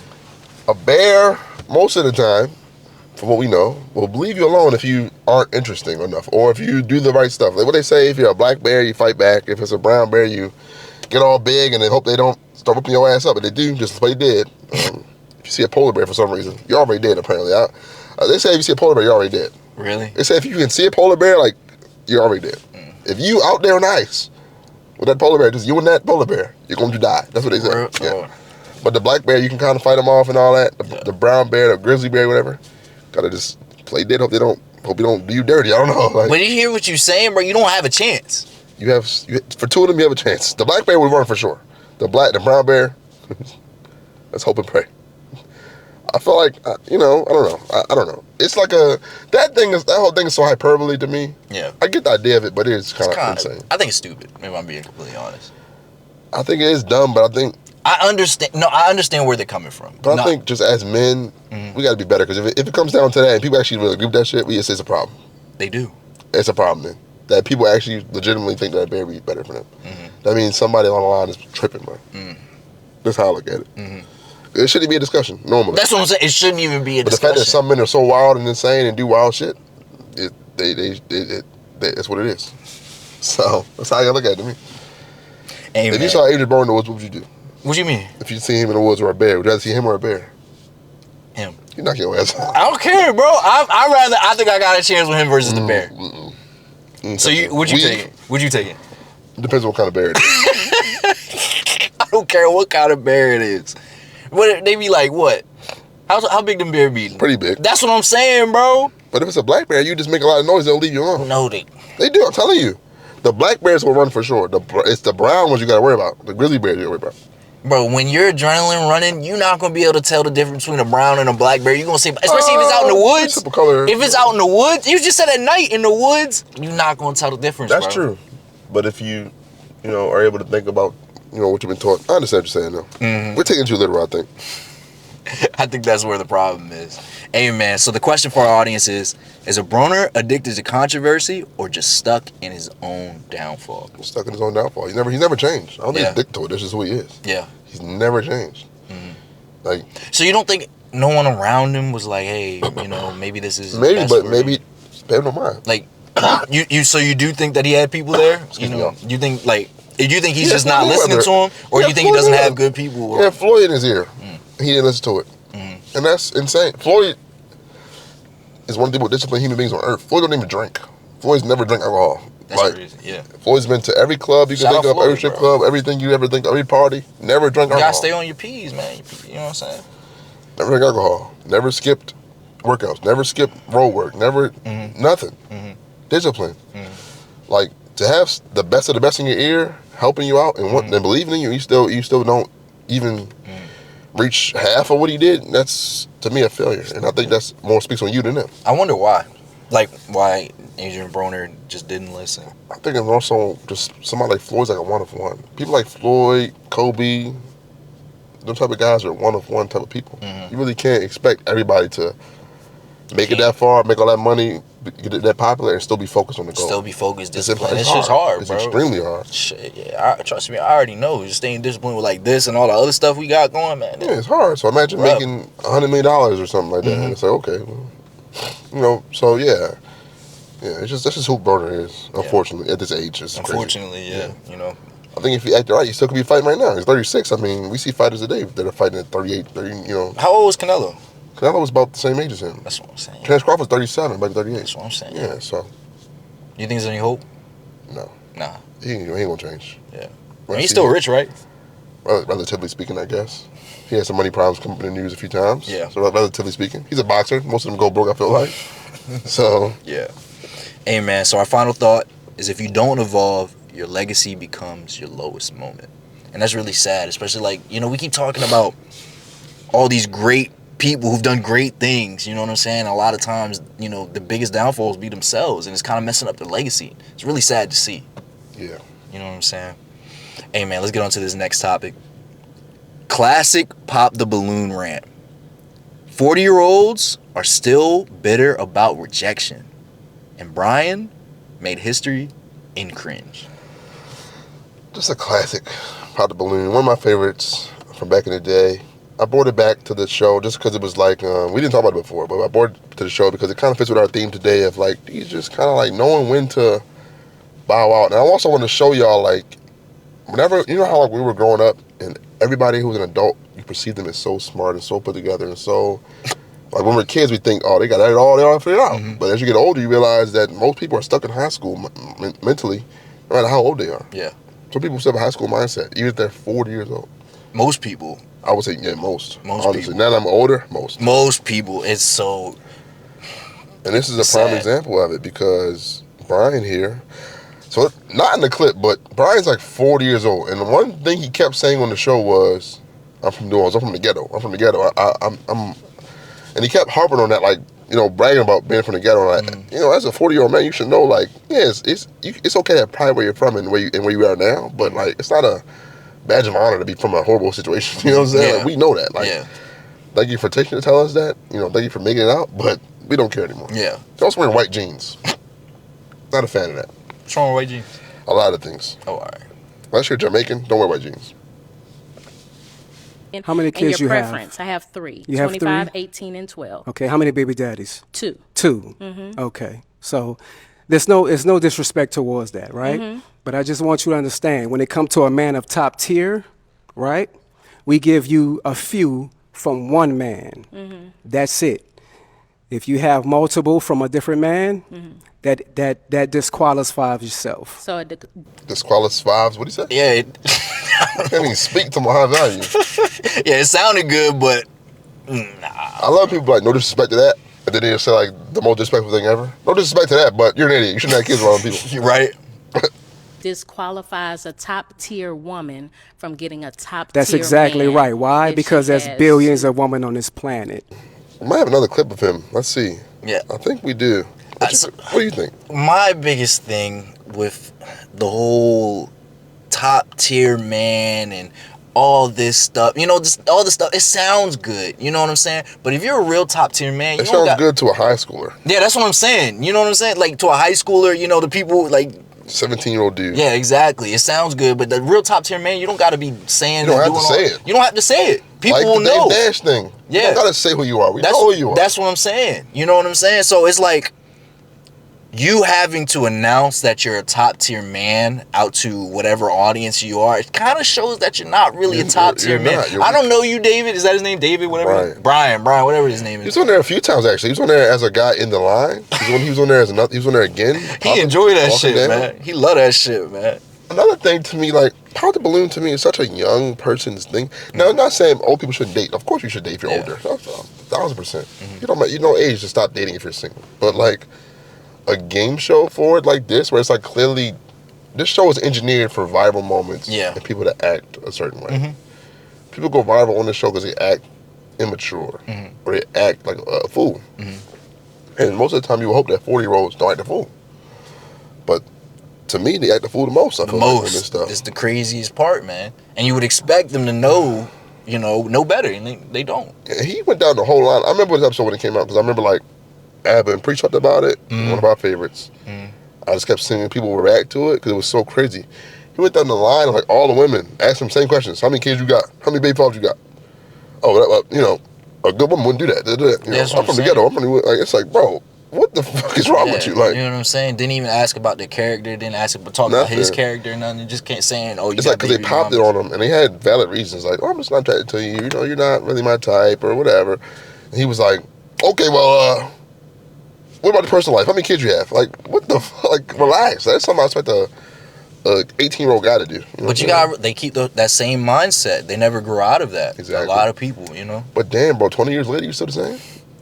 A lot of people still stuck in high school, bro. I thought when you're 25, your frontal lobe develops and expands and you're good. Yeah, I mean, it expands and it gets locked into that high school mindset if it never grows. When you turned 25, did you feel like you were smarter? If I'm gonna be honest with you, bro. Instantly? I'm gonna be honest with you. Did. 25, and then 25 to 27. That's when I was like, pretty smart. Things started to switch. Like I definitely. My mindset changed, the things that I cared about, the things that I wanted to do, they all kind of like solidified and changed. I don't know what it is about 25 to 27 year age range, but I was 25, I was like, certain stuff I just didn't care about anymore. Stuff seemed so important to me, I did not care about it anymore. Yeah. Not like in a bad way, more so like stuff that I would like work me up, I just stopped caring. Yeah. And that was kind of my big thing for it. Yeah. I think I definitely got smarter though. I'm only 27 now, so I'm still kind of, my brain is still, I guess, developing a little bit. Yeah. Maybe I'm locked in, I don't know. Do you think Brian, is his name Brian? Yeah. Okay, you think Brian was like really big on like the red pill thing and all that stuff? Yeah, I think Kevin Samuels maybe. That might be his vibe. Yeah. Kevin Samuels sort of thing. Yeah. Just cooking black women all day. I guess so. Is the red pill like dying? It's over. It's been over. It's over. Yeah, who you even take seriously? They're all clearly caricatures now. Yeah. Andrew Tate is she's not in jail yet, apparently. I think he should be. Him and his brother. Kevin Samuels, of course, passed away. Rest in peace, I guess. Yeah. I didn't mean to say I guess. I'm sorry. Rest in peace. Fresh and Fit, like no one takes them seriously at all. They're all hypocritical. They're very hypocritical. That's the thing I don't like about the red pill content. A lot of them people are so hypocritical. All of them get exposed for not living their truths, not living how they say they live. Every last one. I remember Fresh and Fit got exposed for paying for prostitutes, like paying for like sugar babies. They was going, all women want from you is your money, they're gold digging whore, and then they would literally go seek out gold diggers. I remember Myron got a girlfriend for the first time, and she cheated on him with a normal guy that you would probably call beta or something like that. And he just got, the other guy, Fresh, what's his name? What's the other guy's name? The ugly one. Walter. Fresh and Fit, I don't know. Walter. Oh. Fresh and Fit. You got Fresh and Fit. You got Fit as Myron, the dude. Yeah. With the fake waves, the hair installation. You got the ugly dark skin Walter. Walter got exposed for dating a literal prostitute. I heard escort. I heard, bro. Literal escort. He about to marry her. He tell you love her and all that. That's the most anti-gangster, anti-alpha thing you can do. She was bad though. But that's not how you handle it. If you alpha, just be like, yeah, I paid for it. I don't care. I'm rich. That's what I'm saying. Like, yeah, just all right. Well, that's what you want to do with your money. I remember they had like a yacht party and all dudes came. The women they asked to come didn't even stay. They were like, this is weird. They left. Yeah. We gotta get to Miami sometime, man. We gotta end up in Miami. That'd be tough. Go on Fresh and Fit. That'd be tough. Blow it up or something. That'd be real good. So our question for the audience is, does age guarantee wisdom or just bigger tantrums? Jesus. That's a good question. It's supposed to guarantee wisdom, but for a lot of people, if you choose not to learn those lessons, you're not going to gain wisdom. Doesn't matter, yeah. You know what I'm saying? That's what it really comes down to. You can choose to how you respond and what do you get from those messages, from those lessons. No, they get nothing clearly for a lot of people. Mm-hmm. I think wisdom just comes naturally from experiences, but it's like, even then, like you said, how do you interpret the experiences is what really matters. And most of them interpret it wrong. Like, you shouldn't be 40 years old or older thinking that all of your failed relationships were just all the other person's fault. That says a lot. You have to look in. There has to be some introspection in your life at some point, bro. Do you know how hard that is, bro? I know it's hard, but even the basic level, like, I was tripping right there. Like, that's all you gotta say. How many people you know to be saying I'm tripping? Maybe we know some people, but you gotta think of the vast majority of people. It's hard Don't say that. It's hard to accept fault. That was wrong. You know how hard it is? Because that you have to admit that you were wrong. No, niggas don't like to be wrong. That's true. You know what I'm saying? Mm-hmm. So that takes a certain level of maturity that a lot of people don't reach, bro. And it's unfortunate. You know what I'm saying? Yeah, that's insane. I wish people would be smarter. I mean, but I think we're just cooked. Honestly, I have hope, bro. I think a lot of people are starting to wake up now, just based off of maybe just my algorithm online. But it seems like a lot. How far a simple "I'm sorry, I was tripping, or I was wrong" goes. You know how hard that is? With friends. If you feel as though you're right. If you feel as though you're right, and you feel as though the other person's wrong, how are you going to be like, yeah, nah, I was wrong? It's just, I feel you. And I get what you're saying. And we all were there. Mm-hmm. Yeah, no, it's like, damn, that goes such a long way. To even just like, just to even like end it for the moment, you just relax, like decompress. Yeah. I guess so. You know what I'm saying? It's really hard. You know how far it would go if Dame Dash called Jay-Z, was like, man, I was wrong. How I handled that was wrong. And Jay-Z would probably do the same. You know, I was wrong. But how I handled it as well. We should have never split up. You know how far that would go? You think so? I think we'll go pretty far away. I don't think Jay-Z. If it's genuine. I don't think Jay-Z going for that. Think it's too late now? I don't think Jay-Z going for that. It depends. Maybe if he sees value in it for himself. That's what. Yeah. You know what I'm saying? That's true, man. I think at the point. So you don't think Kanye can apologize to Jay-Z now at this point? You think it's over with? It's over. He did call his kids mentally challenged, so that's probably why he would apologize to him. He did call his daughter ugly, I think, at some point. So. Did he really? I think so. Hey, shout out Ye, man. I still love Ye. Yeah. I still love Ye. Shout out Kanye. I want to shout out Ye. I don't like Ye too much. I like Kanye. I even like Yeezy a little bit, but Ye? Yeah. I like all versions of Ye. Okay. Hey, man. All versions of Diddy. Puff Daddy, P. Diddy, Brother Love. You know they call me Lil Diddy. Puffy. That's not that. I don't want them to do that. Is there a reason for that? Why did you do that? You never heard that? No. You never heard that? No. Oh, okay. Why they? That's what Why? You look like him a little bit or something? You don't. That's what they just call me, bro. Lil Diddy, man. Okay. Let's not repeat that anymore. No? That's not a good one? Nah, I think it's over with for that. Lil Birdman? I don't want to do that. I don't think you should do that either. Lil Suge? No. Don't want to do that. No, bro. Then who can I? Can't look up to nobody then, man. You probably could. It's not those guys. Can't be nobody, bro. Hey, man. So our final thought: respect isn't earned by tearing others down. It's actually lost that way. I agree. And I feel like that's one of the main things with like the whole red pill and just like a lot. I want to get it past the red pill. Just a lot of guys, a lot of people mentality. They always want to turn down the other person, and that's not how you don't get anything by turning down the other person. You know what I'm saying? You actually it puts their guard up more for them to make it harder for them to receive whatever message you're trying to put into. I agree. You know what I'm saying? A lot of times you got to put yourself in somebody else's shoes. Mm-hmm. You got to put yourself in somebody else's situation, and not just put yourself in there. You know how hard that is for people to do? That's what I'm saying. Like, empathy is such a lost art in society, and it's sad, bro. Especially in American society, niggas hate empathy. But I feel like it's cope though. No, the reason why I say it's cope, I feel as though with empathy you can get hurt, and people don't want to get hurt. So I understand that. I was thinking a lot of people are so self-righteous. They just feel like, if I did it, you can do it. And it's like, or if I went through that and got through it, you can. And it's like, bro, I'm not you. You're not me. Mm-hmm. Just people. I hate it. Like, so much stuff is tied to empathy. Like, even the biggest political issues are tied to empathy. Like, immigration stuff we're saying is empathy. Mm-hmm. Like, student loan debt, empathy. Like, somebody will literally sit here and tell you, well, I paid mine off. So why you wouldn't get yours canceled?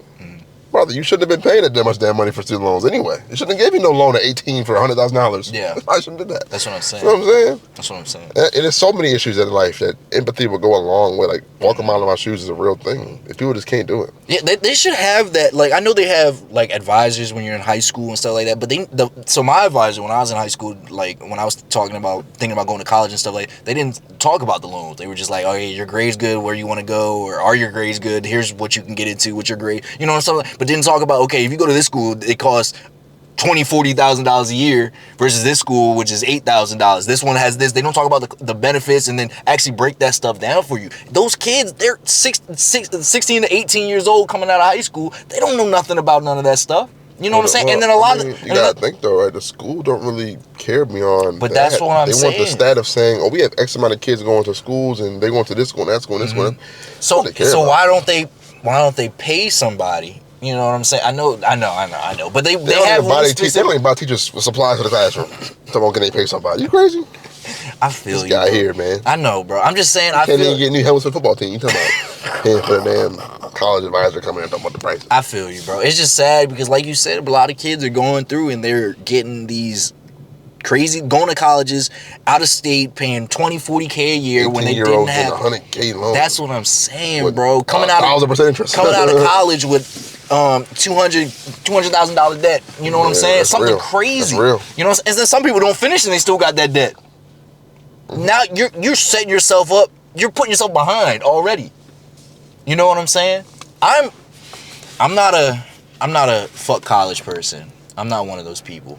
You know what I'm saying? I'm not either. I'm a do it the right way type of person. Exactly. When it comes to anything, especially college. Exactly. I think one of the things is that we really need to start sitting down with these kids and being like, hey, yeah, you know, you don't have to go to a 4-year university right out the bat. You can go to a community college for 2 years, save a lot of money. If you do want to go for your right away, you can go in-state somewhere. That's what I'm saying. In-state. No matter where you live at, there's a good school in your state, right? But you gotta remember, most people want to go away, get away from their parents, get away from their friends, start over. It's like a start over and some freedom. You know what I'm saying? But they're literal children that you're letting go out and do, like, think on their own. You know what I'm saying? You don't know how many people I went to school with, they went to college and then they just fucked up, bro. I hate to use the word fucked up, but it's just... Oh, I know, I was there. You know what I'm saying? Like, got themselves in a lot of debt, got drugs, you know what I'm saying? Okay, I didn't do that part. Women, you know, I'm just saying, like, all types of stuff. Didn't do that part either.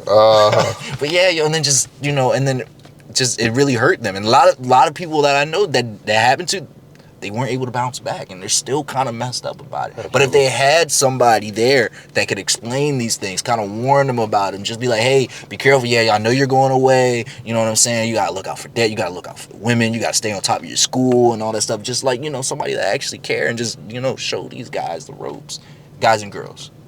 It's just sad, bro. I think that applies to everything in life, man. Everybody needs a mentor. Yeah. Everybody needs a mentor. Mm-hmm. Your mentor don't gotta be nobody smart, nobody rich, nobody successful. It gotta be somebody who's just been through it, been through life. You would want your mentor to be kind of smart. You know what I mean? No, I meant to say, like, I don't want my damn mentor being dumb. Like, more so wise. You want somebody wise who's been through saying, things, who's been through something, who's been through what you want to go through, or even if there's somebody who's totally different to you, that's been through life, they give you advice. I think it's more if you're getting a mentor, get somebody who's where you want to be. That's true. And can show you the ropes to get there. Yeah. Tell you the exact steps. Be like, okay, I did this. Follow this. Yeah, you're going to find a little differences throughout the way. It's not going to be exactly 1-to-1, but, follow this blueprint. You're bound to get there. You know what I'm saying? But then, okay, let's talk about that real quick. How do young men find their mentors? Or young men and women, listen. I have no idea. I never had a mentor.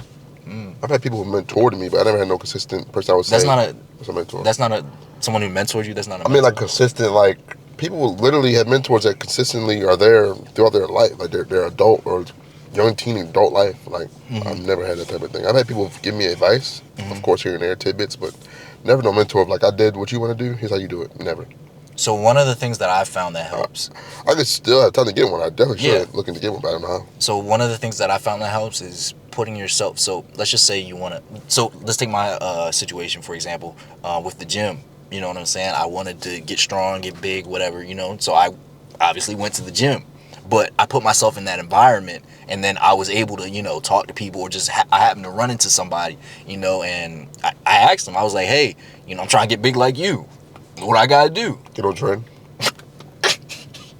No, he's actually natural. Cool guy. Okay, guy. you say so. No, for real. He's natty or not. Natty or not. You ever seen the videos, natty or not? And it's like the most obviously stare-worthy person ever. And they be like, I'm natural. But yeah, natural. So he just, you know, I asked him, and he was like, look, I'll show you the ropes. You know what I'm saying? And then, you know, I've been rocking with him. Yeah, hell yeah. Got strong as hell. You know what I'm saying? Because I got to a point where I was at a plateau. And that's what happens when you're doing your own. Sometimes you don't know how to get past that plateau. And then you meet somebody who, you know, found a way to get past the plateau, and they can show you the ropes. You know what I'm saying? Shout out Coach, man. If you ever check this out, I don't know if you be checking it out, but yeah, shout out Coach. Man. Shout out Coach, man. Come on the show. He's a good dude, man. I told him. He said, I might. Come on the show, Coach. I'm going to talk to him again. We're going to get your cycle. Don't play with Coach, bro. Don't play with Coach, bro. Coach is a real good dude, man. Good dude. Help me out a lot. What's up, man. And not even just with the gym, just with life. You know what I'm saying? That's what happens when you find a mentor. They help you out with stuff. But yeah, that's what I'm saying. If you're somebody out there, you don't have a mentor, you're looking for a mentor, put yourself in those situations. So if you like I said, if you want to go find a mentor for the gym, go to the gym. You know, but go to a serious gym, not no Planet Fitness. You're not going to really. Actually, I found Coach at Planet Fitness. Funny, you know. But anyway, go to put yourself in that situation. If you want to become a business person, you're looking for a business mentor, go to business events. You know what I'm saying? That's what people forget. There's business events out there. Take that chance. What do they say? Take that leap of faith. Go off the edge. Go put yourself in those environments, and then around the people that you want to be like. You know what's the worst thing ever? What? Them career fairs. Why like the job fairs. They're so fun. Why? I've been to so many. I hate those. Oh, here's your resume. Here's my resume. Mm-hmm. That shit probably getting Kobe to the trash when you walk out the door. A million QR codes. I got a million cards. I done reached out to a million people. So it's irritating. Yeah. Part of the process, I guess, but man, I hate them things. I hate them things so much. High school and college, I hate them so much. I had one hit me back. I didn't go with them. It was some lab. I don't want to call out the name, but yeah. You should. I'm not call them out. Destroy their reputation. No, I'm not calling them. They weren't bad. No, the guy that I was talking to, he was really cool. You know, really nice and stuff. I'm not a lab person. Okay. I can't sit in the lab all day just pouring and mixing shit. That shit's boring. Okay. Personally. Yeah, he was almost a doctor. Yeah. They don't know that. Him and 80 were almost doctors. You almost had doctors on the show. Tight. And here you are doing podcasts instead. I was proud of you. I don't know. Proud of you. I couldn't do it, bro. I ain't gonna lie. That's all good. No, it's not that so I did finish, but I couldn't. It wasn't for you. I didn't see myself doing it for 40 years. That's perfect. No, I'm just saying, you know, because I want, like, just to let the people know, and then, like... I'm like 40 years, 50 years. Huh? Is it 20 years? In 2040, I said. 2040 years. Yeah, so 40. I just didn't... Your doctor be at 40 years. Yeah, that's what I'm saying. You ain't quitting. Yeah. Every doctor, I've known doctors like 70 still at the office. That's what I'm saying, yeah. Bro, I think my doctor like 60. You know, he might be 50. My doctor, cool she guy. Is in her 30s, I think. Oh, young doctor. Yeah. Oh, you trust that? Yeah. She's young enough to be past the GPT stuff. So we good. She's old enough to do that. Yeah. We good. That's what I'm saying. The new doctors, bro. Man. Listen, if you're a kid now, and I'm gonna pray for you, because your nurse and doctors are gonna be ChatGPT made. And they ain't gonna know nothing. They're gonna be telling you whatever the machine tell them, and you're gonna be cooked. I couldn't do it, bro. I would have to go find the oldest doctor I knew. Yeah. Like, I feel bad for, like, my nieces and nephews, because a lot of them doctors gonna end up, like, they gonna be them ChatGPT doctors. Because society it already sucks, but it's getting worse and worse every day. Goodness, it's getting worse. But I think if they can endure it for 40 more years, they'd be all right. Well, hopefully by then they'll have, like, robotic, you know. Then the robot's gonna be racist. Yeah. The robot's gonna be racist. Well, you know, most of the AI, they're trained on racist things. I know. And biases of human beings. So. I know. Yeah. So you can't, there's no escaping it. There's literally no escaping it. Yeah, man, robots racist too. Because what they train. You ever seen iRobot? Will Smith? Yeah. Everybody's seen it. Racist or whatever. The robots a little bit. Man. Imagine buying a robot like that and putting it in the house with your mom like that. Your elderly mom, just at home with a superhuman, just trusting it to totally not gonna hurt you. Why would you make? Okay. This is why I like that movie that much. It's cool. It's entertaining, but I don't like it. Why? It doesn't make any fucking sense. Nah, it don't make sense. Why would you make robots? I understand you want them to do things like if they can save somebody's life or pick them up from like a wreckage or something like that. Why are you making them all like superhuman strength, like super fast ninjas. Like, that's not a good idea. Things always got to get better. They're never satisfied. Like then you give them that creepy ass white face. They all look the same. Why would you want that in your house? I don't understand. Why can't they just make a little robot, no face, just arms and legs, just go bring you food, clean your house? Because human beings want to attribute something. They want to give everything a personality. Infantilize everything. Yeah, I can't think of the word, but make it human-like. Yeah, you know that's what the I'm saying? problem. Humans ain't good. Right. Humans aren't good, so you shouldn't make anything human-like. Humans are good, bro. Inherently, you think so? Yes. I don't know. But I think you have the choice. We talked about this before. We did. Not on the show. We ain't gonna do it right now. Another thing about that movie I don't like. Will Smith in the movie hates robots so much. He's half robot. He hates him because the robot saved his life, not the girl's life. The robot told you why. It said realistically, if I saved the little girl, you both will die. So I'm gonna save you because you're right here close to me. I understand being upset about it, but damn, what the fuck you want the robot to do, nigga? He's only can make A or B choices, nigga. Like, what the fuck? How you feel about dudes marrying the sex robots? I think that shit he's hurt himself. I think that he's just seeking psychiatric therapy. You ever seen the movie Her? Did I? Joaquin Phoenix got a little AI box thing it's like a AI voice. He just falls in love with it. I want to say yes. I don't know. The movie came out in 2013. It's so on the nose and it fits today so much. It's insane. Yeah. We've seen people marry AI chat things now. ChatGPT got updated recently, right? And people were upset because it stopped being as friendly or dick riding them so much. It wasn't being like, oh, I love you. That's a great idea, Tom. It was more so that's a good idea. Yes, people were upset because it wasn't as my friendly. ChatGPT loved me, dog. But I didn't upgrade it. You finally updated to 5 or whatever. They'd be like, wow, that's a great idea, Kayla. We're going to rock today. Yeah. Shit like that. The new one was like, it's a good idea, but I think you should do that. And it's like that. That's it. It's short with you. Damn. I don't understand. So what you saying, bro? I hate robots, is what I'm saying. I think I feel you. We're doomed. I robots, like AI, should be tools, but they're going to become crutches. I don't want no robot in my house. I don't either. I don't want to see that. That's scary. Yeah. He's 6 foot. Why don't you make 6'3" NFL player robots? It's not a good idea. Make them weak. Make them vulnerable to human beings. Yeah. It's a bad idea, man. And then another thing about the movie, the bad guy ended up being the central AI of the building, whatever, right? The AI controls the whole city. Why the fuck would you do that? You don't know checks and balances in place, nigga? What the fuck is wrong with you? A supercomputer that's gonna control the city. That's fucking stupid, bro. You're leaving it to its own devices to come up with its own ideas. Why the fuck would you do that? It's fucking stupid. That's number one rule of robot shit. You know what's crazy? The guy who worked on the I can't remember the making AI have the neural pathways like a human. He said this was a horrible idea. Literally the person who worked on it. But no one listened to him. Let me take you, a human being with a human mind, and put you in isolation by yourself all day. You're gonna come up with some wild shit to do to other people. You know what I'm saying? We have so many stories. Terminator. I had them off and I'm gonna scream. Fucking anything you can think of, dude. What the fuck? It's just funny when you go back. A lot of them shits, we took it as entertainment, but a lot of them shits was true, bro. It came true. Why the fuck are you trusting robots to do everything, to control everything? Nigga, the Terminator said, you know what? We made this AI, it can think for itself. Let's give it the nukes. See what it does with them. What the fuck, nigga? Are you stupid?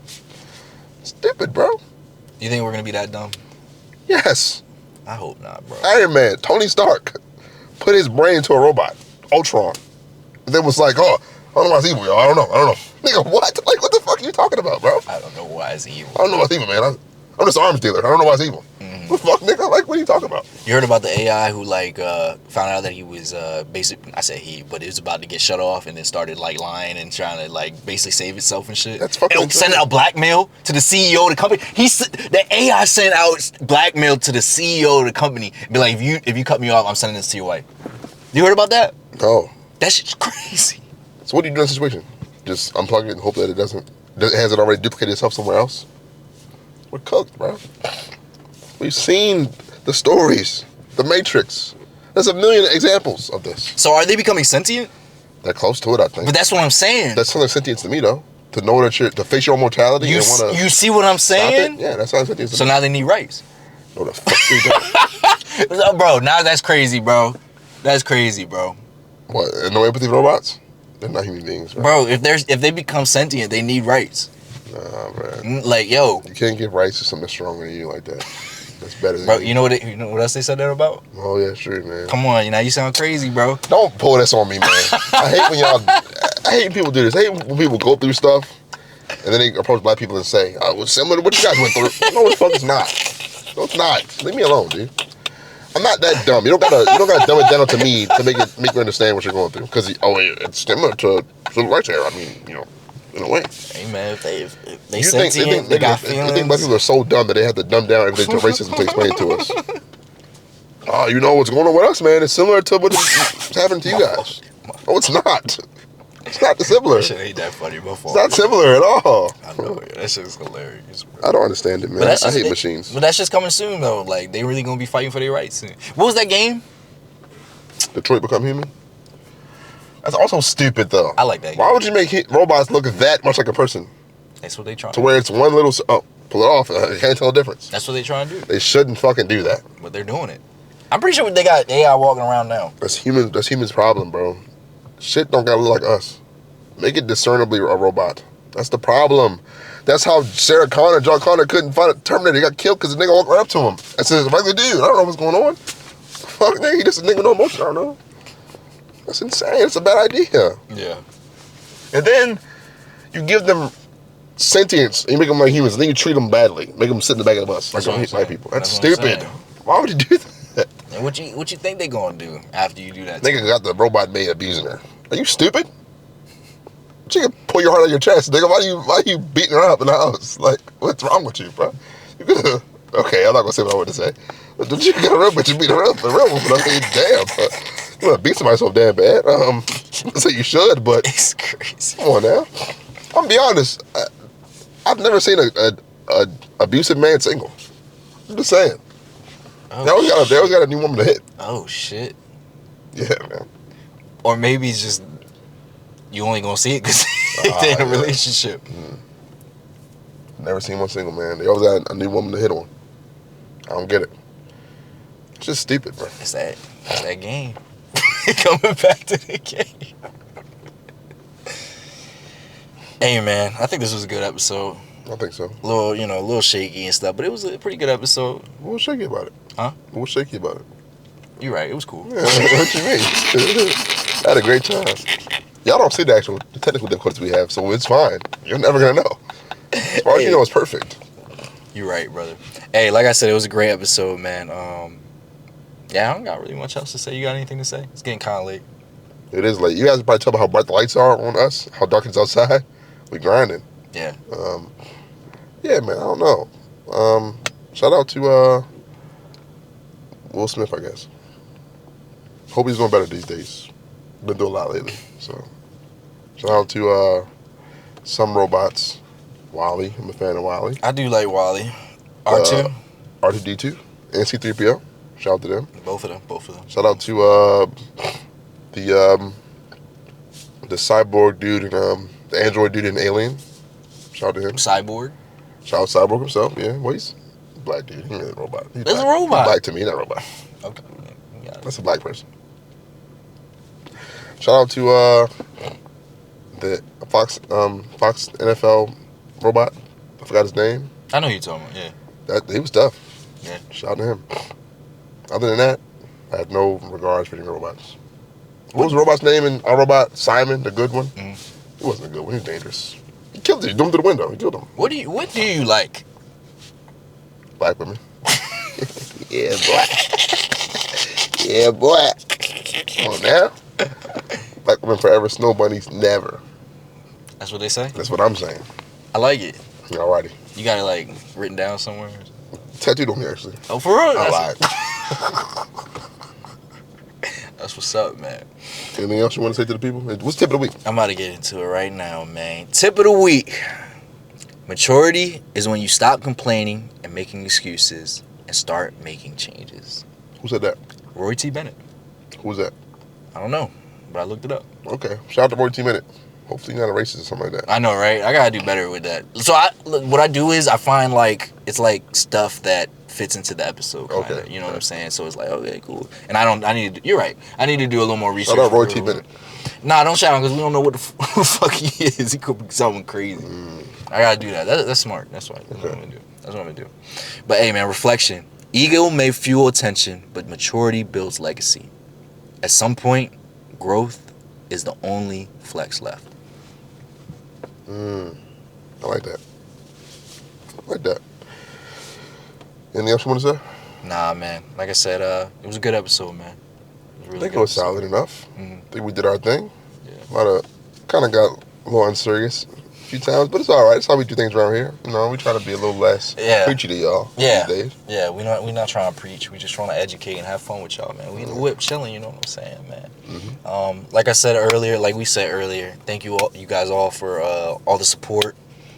Just all the love you guys been showing us on all our content, man. Just like, share, subscribe. Everything, you know, even the hate comments we get. Yeah, some of them are pretty funny. I don't take them too serious. I know it's, you know, emotions and all that other good stuff. There's nothing that anybody can tell me online that'll make me feel a certain way. I'm past it. I've been called that word 100 times over by this point in time, so it's all right. Yeah. But like I said, we really appreciate all y'all, man. Just offer all the support and all the love. Make sure you share with people, like, comment, subscribe. Yeah, man. I think that's it. I'm not trying to drag this on any longer. I ain't got much else. Yeah. All right, man. You in the whip with Flex? And Quell. Catch y'all next episode. Peace. Wake up, see some hours in bed. I'm feeling great today. Wake up, see some hours in bed. The light.